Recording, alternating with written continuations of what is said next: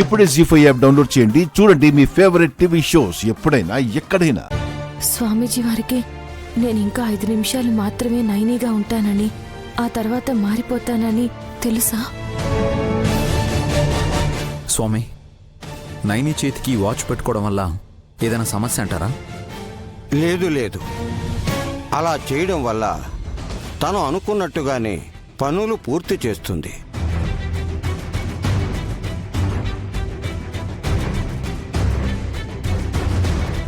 నీ time correct గానే పనిచేస్తుంది లేక మా టైమే బాగోలేదు. నువ్వు కోలుకున్నా మేమింకా నువ్విచ్చే షాక్ లోంచి తేరుకోలేకపోతున్నాం. ఇంకా 2 నిమిషాలు మాత్రమే ఉంది. తర్వాత నేను త్రినేత్రిలా మాట్లాడితే గొడవ చేసేలా ఉన్నారు. బాబుగారిని హేళన చేసినా చేస్తారు. ఏం ఆలోచిస్తున్నావు నైని? ఒంట్లో నలతగా ఉన్నట్టుంది స్వామి. నేను వెళ్ళి విశ్రాంతి తీసుకుంటాను. మీకేమైనా కావాలంటే హాసనక్క ఏర్పాటు చేస్తుంది. ఆగు నైని.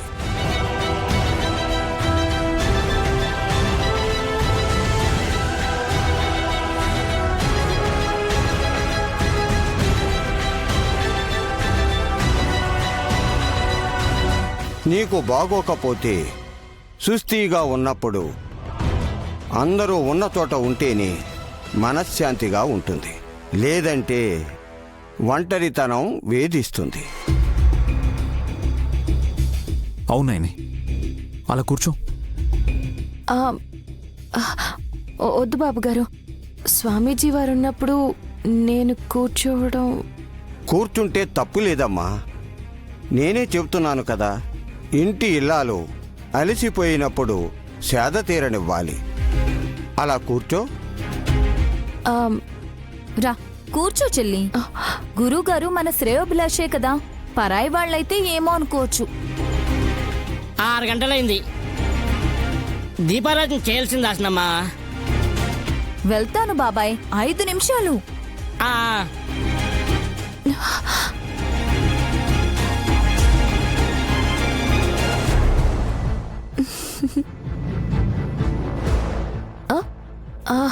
అయ్యో, మీరందరూ నుంచునుంటే నేనే కూర్చున్నాను. ఏమనుకోకండి బాబుగారు. నైని, నీకు ఒంట్లో బాలేదన్నావు కదా? నేనెప్పుడన్నాను? నాకేమైందని?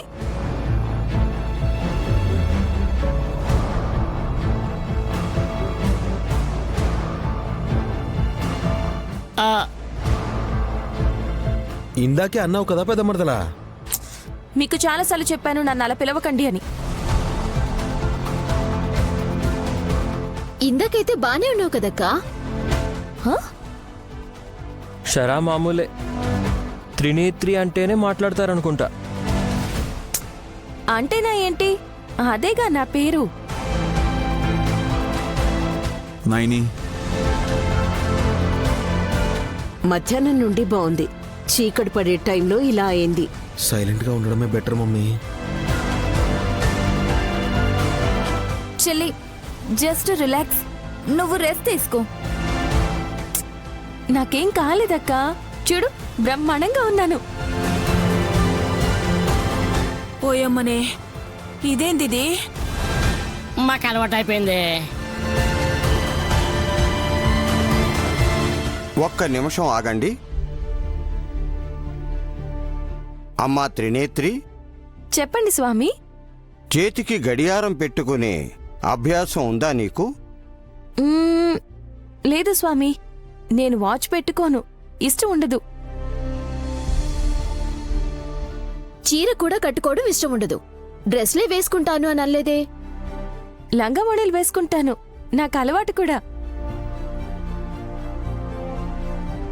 ఇష్టం లేనప్పుడు వాచ్ ఎందుకు పెట్టుకున్నావు చెల్లి? వాచ్ పెట్టుకున్నానా? ఎందుకు పెట్టుకున్నాను? అదే ఆలోచిస్తున్నానక్క.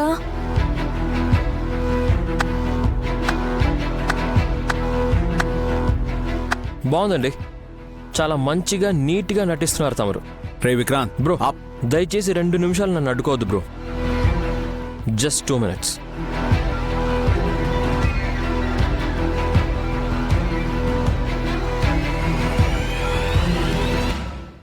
విశాల్ బ్రో అంటే నాకు ప్రాణం.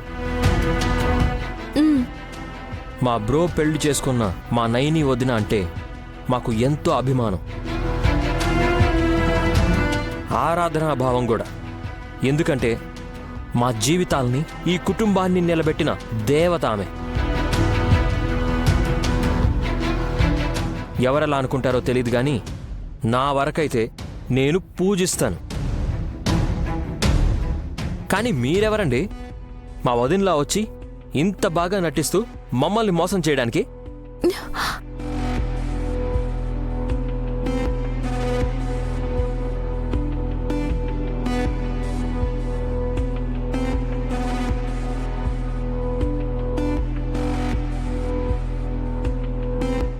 నేను మోసం చేయడం ఏంటి?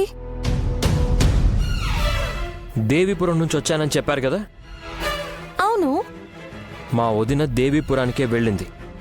అక్కడికెళ్లే ప్రమాదానికి గురై హాస్పిటల్లో అడ్మిట్ అయ్యాక నేనే నైనీనన్నట్టు ఈ ఇంట్లో తిష్ట వేయడానికి వచ్చిన మీరు ఎవ్వరు అని అడుగుతున్నాను. ఇంత మర్యాదగా కూడా అడగకూడదు. ఎవరు నువ్వు? విక్రాంత్, అయ్యో విక్రాంత్, చూస్తున్నావేంటి విశాల్? ఏయ్ ఏ ఆగవే నువ్వు. అరే సీన్ రసవత్తరంగా ఉంటే టైం వేస్ట్ చేస్తున్నావు. మార్నింగ్ నుంచి వాడికి డైలాగులు తక్కువ ఉన్నాయని ఫీల్ అయిపోయి ఇదే అవకాశం అని టకటకా మాట్లాడుతుంటే అడ్డుపడతావేంటి నువ్వు? పాపం నువ్వు అలా అడిగితే నైనమ్మ బిత్రపోయింది అల్లుడు. తను నైని వదిన కాదు అంటుంటే మళ్ళీ అలాగే అంటావేంటి మావయ్య? అనాలోచితంగా ఆవేశపడకు విక్రాంత. తెలియక తప్పు చేస్తున్నావు. తను నైనియే.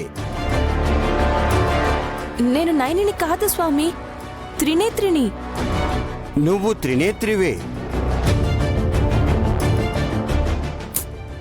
ఏంటి గురువుగారు, గాలి ఎటు వీస్తే అటు వెళ్తున్నారు? తనకు తగ్గట్టు మాట్లాడి మళ్ళీ మమ్మల్ని నమ్మించాలని చూస్తున్నారా? చెబుతాను. మీకు కాదు, త్రినేత్రికే.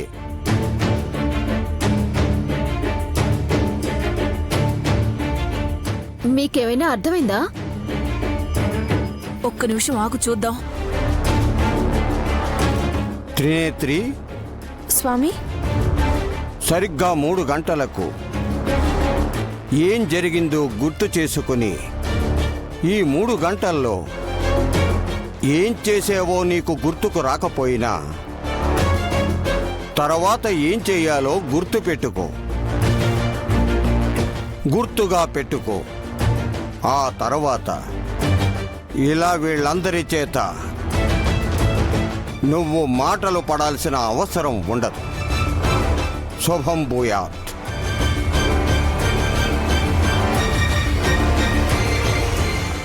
జీ5 యాప్ డౌన్లోడ్ చేసి అన్ని ఎపిసోడ్స్ పూర్తి ఉచితంగా చూడండి.